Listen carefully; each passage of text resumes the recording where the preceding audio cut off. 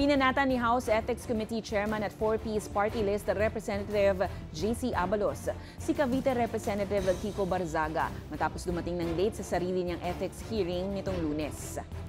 Sa kanyang ambush interview, inamin ni Barzaga na nahuli siya dahil umano sa pagpupuyat sa paglalaro ng computer games.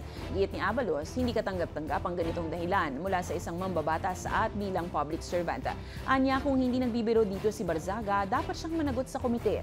Dagdag ni Abalos, kung may pananagutan kapag nahuhuli ang isang ordinaryong manggagawa, mas lalo na anya ang mga opisyal ng gobyerno dahil bawat segundo at minuto ay binabayaran ng taxpayers. Binigyan po natin ng pagkakataon ng opportunity si Representative Barzaga na ipaliwanag ang kanyang panig. Pero kung dumating po siya ng late at kung hindi niya po kaya bumangon para ipagtanggol ang sarili niyang kaso, paano pa po kaya ang mga ordinaryong Pilipino na umaasa sa kanya bilang representative nila?